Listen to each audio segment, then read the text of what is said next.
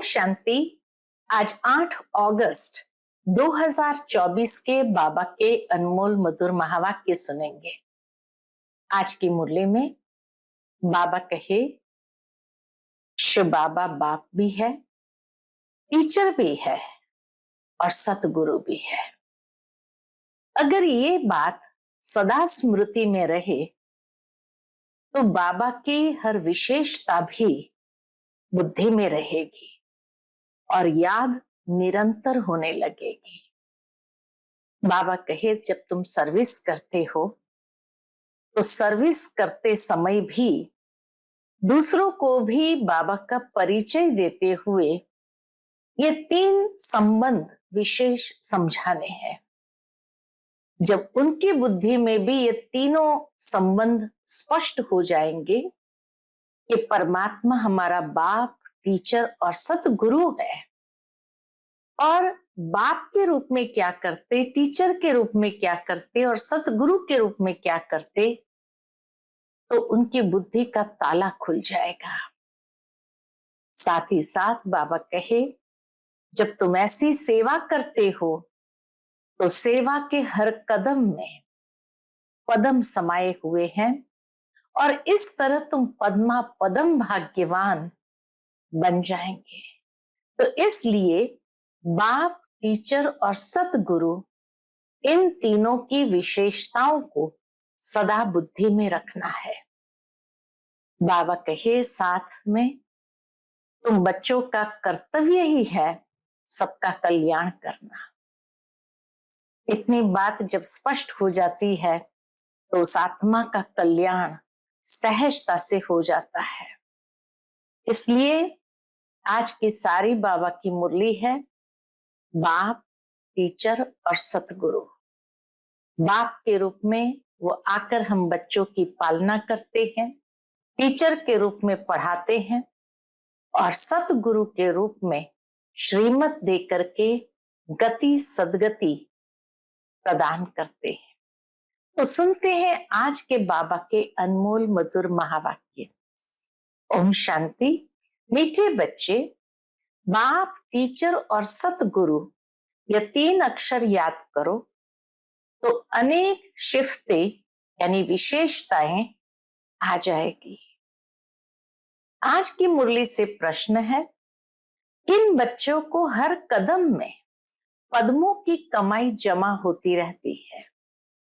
उत्तर, जो अपना हर कदम सर्विस में बढ़ाते रहते हैं वही पद्मों की कमाई जमा करते हैं। अगर बाबा की सर्विस में कदम नहीं उठाएंगे तो पदम कैसे पाएंगे? सर्विस ही कदम में पदम देती है, सर्विस ही कदम में पदम देती है। इसी से पद्मा पदम पति बनते हो। आज की मुरली से दूसरा प्रश्न है, किस राज को जानने के कारण तुम बच्चे सभी के कल्याणकारी बनते हो? कौन सा राज जानने के कारण तुम बच्चे सभी के कल्याणकारी बनते हो?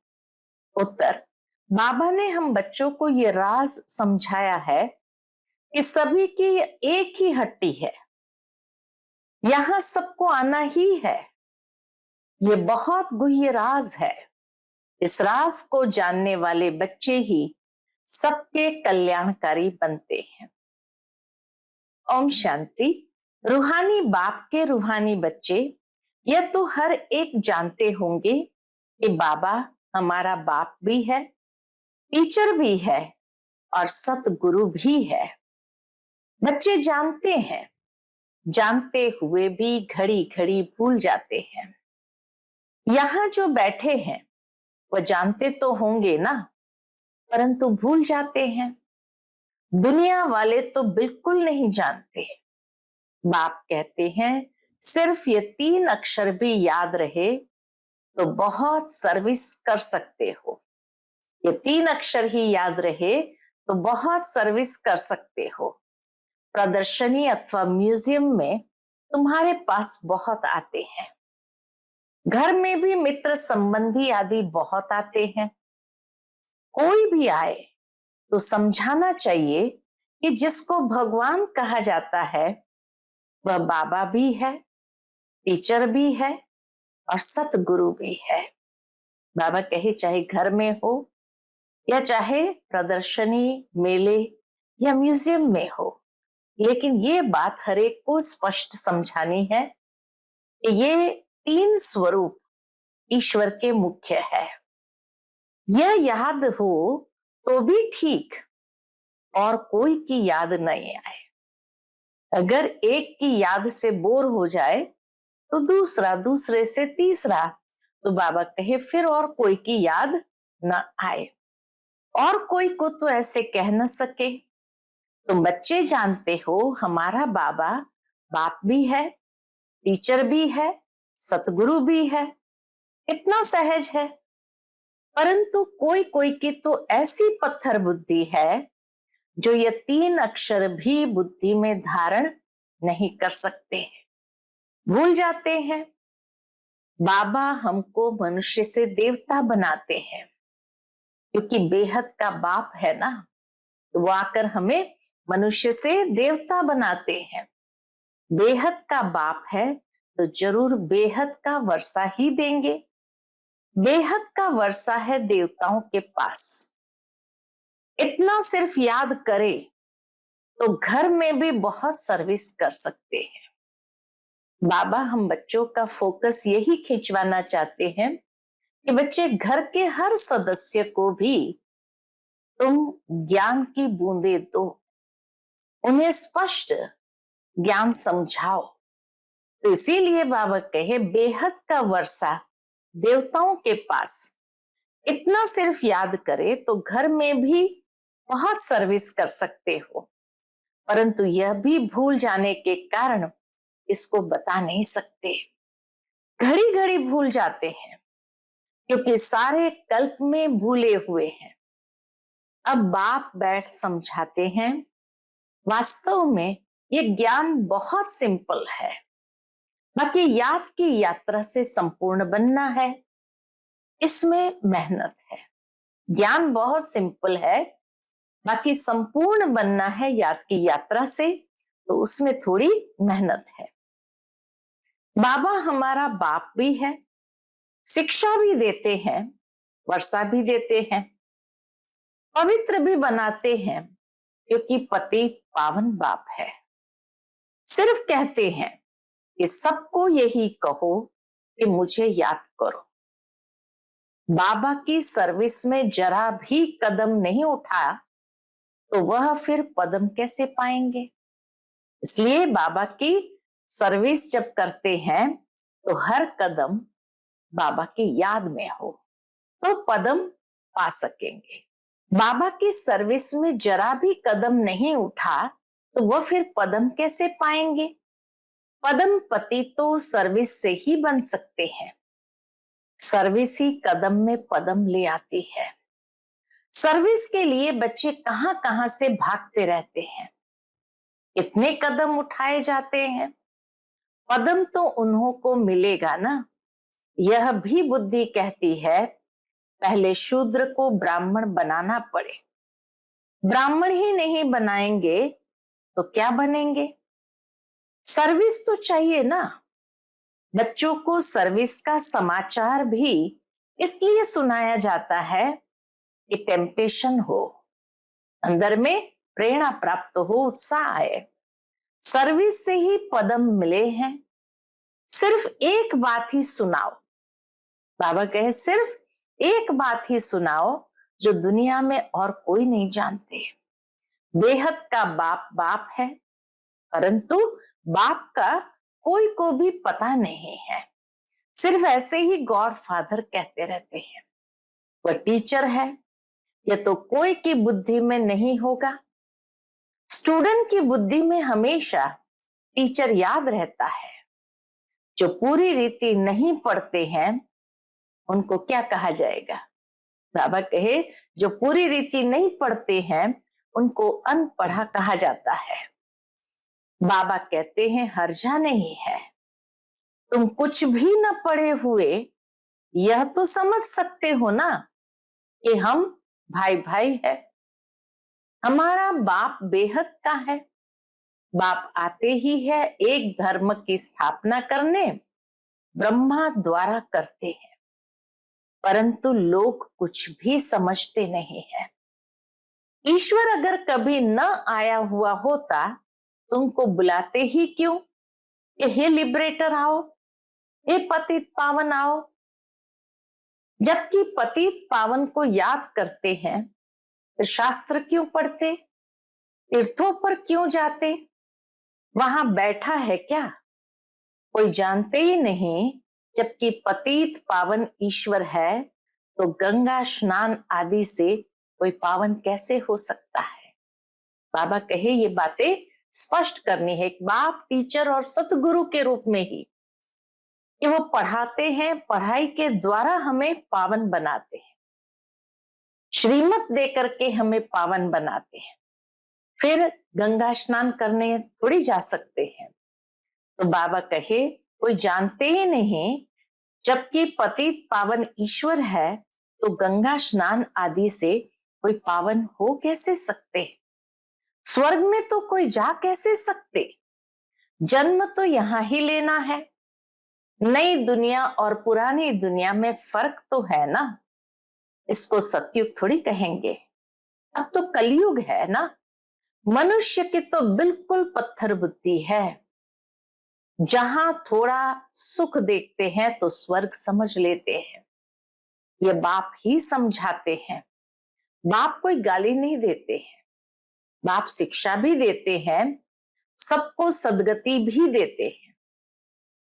भगवान बाप है तो बाप से जरूर कुछ मिलना चाहिए। बाबा अक्षर भी ऐसा है कि उनसे वर्षे की खुशबू जरूर आती है। बाबा कहने से ही वर्षे की खुशबू जरूर आती है। और भल कितना भी काका मामा आदि है, परंतु उनसे वर्षे की खुशबू नहीं आती। अंतर्मुखो विचार करना है। क्या विचार करना है कि बाप ठीक कहते हैं, गुरु के पास कोई जायदाद होती नहीं, वह तो खुद ही घर बार छोड़ते हैं। तुमने संन्यास किया है विकारों का, वह तो कह देते हैं हमने घर बार छोड़ा। तुम कहते हो हम सारी दुनिया के विकारों का संन्यास करते हैं। नई दुनिया में जाना कितना सहज है, विकारों का संन्यास करने से नई दुनिया में जा सकते हैं। हम संन्यास करते हैं सारी पुरानी सृष्टि, तमो प्रधान दुनिया का, सतयुग है नई दुनिया।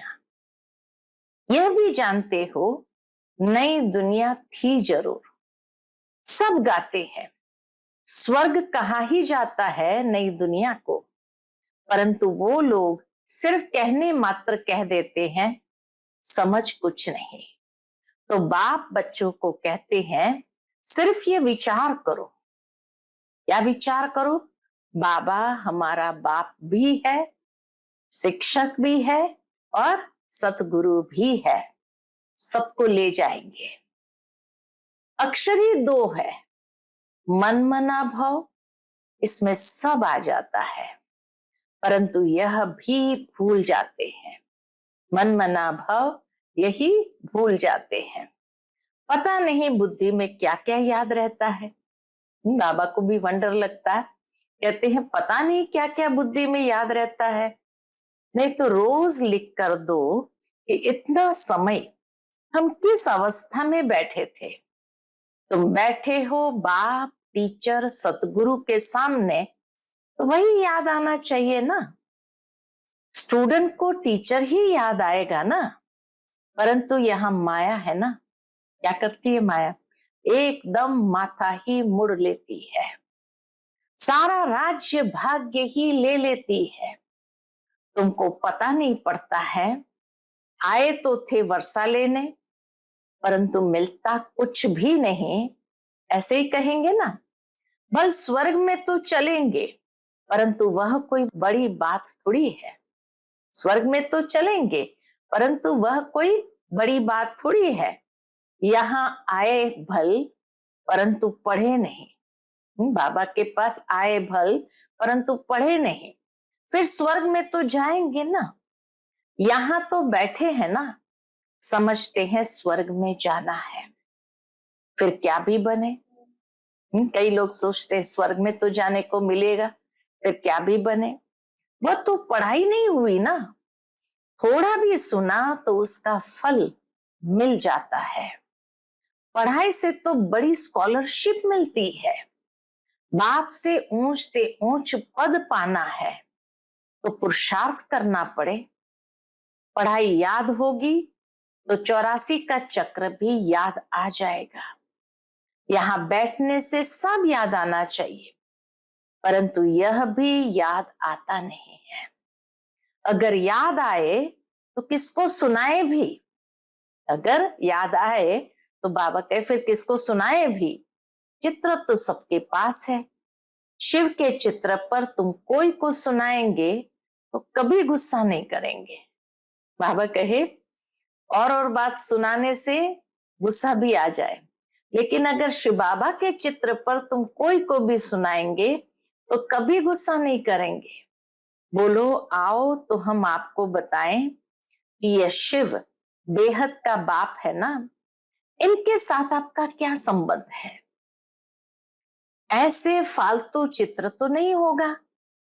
शिव के लिए जरूर कहेंगे ये भगवान है।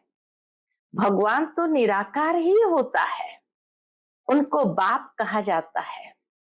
ये शिक्षा भी देते हैं। शिव बाबा बाप भी है, इसलिए तो बाबा कहते हैं। वह शिक्षा भी देते हैं। तुम्हारी आत्मा शिक्षा लेती है, आत्मा ही सब कुछ करती है। टीचर भी आत्मा बनती है। बाप भी इस रथ पर आकर पढ़ाते हैं। सतयुग की स्थापना करते हैं। वहां कलयुग का नाम निशान ही नहीं, मनुष्य कहां से आएंगे। सर्विसेबल बच्चों को सारा दिन ख्याल चलते रहते हैं। सर्विस नहीं करते तो समझा जाता कि बुद्धि नहीं चलती। जैसे बुद्धू बैठे हैं, बाप को समझ नहीं सकते। पतित पावन बाप को याद करने से ही वर्षा मिलेगा। याद करते करते मरेंगे तो बाप की सब मिल्कियत मिलेगी। अंतमते सुगति। बेहद के बाप की मिल्कियत है स्वर्ग। बच्चों के पास बैज भी है। घर में मित्र संबंधी आदि तो बहुत आते हैं। कोई मरता है तो भी बहुत आते हैं। उन्हों की भी तुम बहुत अच्छी सर्विस कर सकते हो। शिव बाबा का चित्र तो बहुत अच्छा है, बल बड़ा ही रख दो, इसमें कोई कुछ कहेंगे नहीं। ऐसे नहीं कहेंगे कि ये ब्रह्मा है, यह है गुप्त। तुम गुप्त भी समझा सकते हो। सिर्फ शिव का चित्र रखो और सब चित्र उठा दो। ये शिव बाबा बाप, टीचर, सतगुरु है। आज की सारी मुरली बाबा की बाप, टीचर, सतगुरु है। यह आते हैं नई दुनिया की स्थापना करने। और कब आते हैं? संगम पर ही आते हैं। यह ज्ञान तो बुद्धि में है ना। बोलो शिव बाबा को याद करो और किसी को भी याद नहीं करो। शिव बाबा पतित पावन है। वह कहते हैं मुझे याद करो तो तुम मेरे साथ आकर मिलेंगे। तुम गुप्त सर्विस कर सकते हो। यह लक्ष्मी नारायण इस नॉलेज से ही बने हैं। कहेंगे शिव बाबा निराकार है, वह कैसे आते हैं? अरे तुम्हारी आत्मा भी तो निराकार है, वह कैसे आती है? वह भी ऊपर से आती है ना, पाठ बजाने। यह भी बाप आकर समझाते हैं। बैल पर तो आ न सके, बोलेगा कैसे? बैल पर अगर आए तो बोलेगा कैसे? साधारण बूढ़े तन में आते हैं। समझाने की भी बड़ी युक्ति चाहिए। बूढ़े ब्राह्मण तन में परमात्मा आते हैं। कोई कहते तुम भक्ति नहीं करते हो। बोलो हम तो सब कुछ करते हैं। युक्ति से चलना होता है। इसको उठाने लिए सोचना चाहिए क्या युक्ति रचे। कोई को नाराज भी नहीं करना है। गृहस्थ व्यवहार में रहते सिर्फ पवित्र रहना है। तुम कहते हो बाबा सर्विस नहीं मिलती है। कई बच्चे बाबा को कहते बाबा सर्विस नहीं मिलती। क्या कहेंगे बाबा? अरे सर्विस तो बहुत कर सकते हो। गंगा जी पर जाकर बैठ जाओ, बोलो ये पानी में स्नान करने से क्या होगा? क्या पावन बन जाएंगे? तुम तो भगवान को कहते हो हे पतित पावन आओ, आकर पावन बनाओ। फिर वह पतित पावन है या यह? वह पतित पावन है भगवान या यह? ऐसी नदियां तो ढेर है। बाप पतित पावन तो एक ही है। ये पानी की नदियां तो सदैव है ही। बाप को तो पावन बनाने के लिए आना पड़ता है। आते भी है पुरुषोत्तम संगम युग पर, आकर पावन बनाते हैं। वहां कोई पतित होता नहीं। नाम ही है स्वर्ग, नई दुनिया। अभी तो है पुरानी दुनिया। इस संगम युग का तुमको ही पता है और कोई समझ न सके। बाप तो अनेक प्रकार की सर्विस की युक्तियां समझाते हैं। फिर बाबा कहे बुद्धू भी न बनो। कहते हैं अमरनाथ पर भी कबूतर होते हैं। पिजन पैगाम पहुंचाते हैं। कबूतर के लिए कहा जाता संदेश वाहक है। पिजन यानी कबूतर पैगाम पहुंचाते हैं। ऐसे नहीं परमात्मा का पैगाम ऊपर से कबूतर लाएंगे, यह भी सिखलाते हैं। उनके पांव में लिख कर बांधेंगे तो ले जाएगा। उनको सहज रीति दाना मिलता है तो और कहां भटकने की दरकार नहीं। तुमको भी यहाँ दाना मिलता है। तुम्हारी बुद्धि में है विश्व की बादशाही जो यहां से मिलती है। वह फिर समझते हैं दाना यहां मिलता है तो फिर हिर जाते हैं। तुम तो चैतन्य हो, तुमको अविनाशी ज्ञान रत्नों का दाना मिलता है। शास्त्रों में भी चिड़ियाओं ने सागर को सुखाया, बहुत कथाएं लिख दी है। मनुष्य कहते सत। कोई भी कथा सुनेंगे मनुष्य कहेंगे सत। फिर कहते हैं सागर से देवता निकले, रत्नों की थालियां भर कर ले आए, कहेंगे सत। अब समुद्र से देवता कैसे निकलेंगे? समुद्र में मनुष्य व देवता रहते हैं क्या? कुछ भी समझते नहीं। जन्म जन्मांतर झूठी पढ़ते सुनते रहते हैं। इसलिए कहते हैं झूठी माया झूठी काया झूठा सब संसार। सच्चे और झूठे संसार में इतना रात दिन का फर्क है। झूठ बोलते बोलते क्या हो गए? एकदम इंसॉल्वेंट बन पड़े हैं। तुम कितना युक्ति से समझाते हो, फिर भी कोटों में कोई बुद्धि में बैठता है। यह है बहुत सहज ज्ञान और सहज योग। बाप टीचर सतगुरु को याद करने से उनकी शिफ्तें भी बुद्धि में आ जाएगी, उनकी विशेषताएं भी बुद्धि में आ जाएगी। अपनी जांच करनी चाहिए। हम सब बाबा को याद करते हैं, वहां और तरफ बुद्धि जाती है। तुम्हारी बुद्धि को अभी समझ मिलती है। इतनी मीठी मीठी बातें बाप समझाते हैं, युक्तियां बताते हैं। तुम कोई को बैठकर समझाएंगे फिर तुम्हारे दुश्मन भी नहीं बनेंगे। शिव बाबा ही तुम्हारा बाप टीचर सतगुरु है। उनको याद करो। समझाने की युक्ति रचनी चाहिए। ब्रह्मा के चित्र पर बहुत पीछे पड़ते हैं। शिव का चित्र देख कभी उड़ाएंगे नहीं। अरे यह तो आत्माओं का बाप है ना, तो बाप को याद करो। इनसे बहुतों को फायदा हो सकता है। इनको याद करने से तुम पतित से पावन बन जाएंगे। वह सबका बाप है। एक बाप के सिवाय कोई की याद नहीं आनी चाहिए। और संग तोड़ एक संग जोड़ना है। यह है किसके कल्याण करने की युक्तियां। बाबा कहे यह है किसके कल्याण करने की युक्तियां। बाप को याद ही नहीं कर सकेंगे तो पावन कैसे बनेंगे। घर में भी तुम बहुत सर्विस कर सकते हो, बहुत मित्र संबंधी आदि तुमको मिलेंगे, भिन्न भिन्न युक्तियां रचो, बहुतों का कल्याण कर सकते हो। हट्टी तो एक है ना, बाबा कहे हट्टी तो एक ही है और कोई हट्टी है नहीं तो जाएंगे कहां। अच्छा, मीठे मीठे सिकिलदे बच्चों प्रति माता पिता बाप दादा का याद प्यार और गुड मॉर्निंग। रूहानी बाप की रूहानी बच्चों को नमस्ते। हम सभी रूहानी बच्चों की रूहानी माता पिता बाप दादा को याद प्यार, गुड मॉर्निंग और नमस्ते। नमस्ते, शुक्रिया बाबा, शुक्रिया। आज की मुरली से धारणा के लिए मुख्य सार है। पहली पॉइंट, गृहस्थ व्यवहार में बहुत युक्ति से चलना है, कोई को नाराज भी नहीं करना है, पवित्र भी जरूर बनना है। दूसरी पॉइंट, एक बाप से अविनाशी ज्ञान रत्न का दाना ले अपनी बुद्धि रूपी झोली भरपूर रखनी है, बुद्धि को भटकाना नहीं है। पैगंबर बन सबको बाप का पैगाम देना है।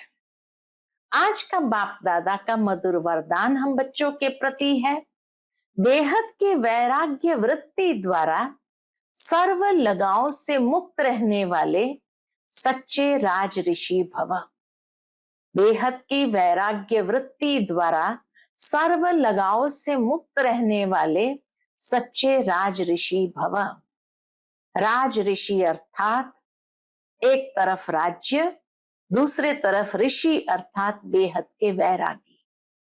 अगर कहां भी चाहे अपने में चाहे व्यक्ति में, अगर कहां भी चाहे अपने में चाहे व्यक्ति में चाहे वस्तु में कहां भी लगाव है तो राज ऋषि नहीं।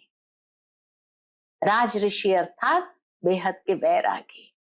अगर कहीं भी लगाव है, चाहे अपने में चाहे व्यक्ति में चाहे वस्तु में, तो राज ऋषि नहीं। जिसका संकल्प मात्र भी थोड़ा लगाव है, उसके दो नाव में पांव हुए, फिर न यहाँ के रहेंगे न वहां के। इसलिए राज ऋषि बनो, बेहद के वैरागी बनो, अर्थात एक बाप दूसरा न कोई, ये पाठ पक्का करो। आज का स्लोगन है, क्रोध अग्नि रूप है जो खुद को भी जलाता और दूसरों को भी जला देता है। क्रोध अग्नि रूप है जो खुद को भी जलाता है और दूसरों को भी जला देता है। इसीलिए बाबा कहते क्रोध से मुक्त रहो। अच्छा, ओम शांति।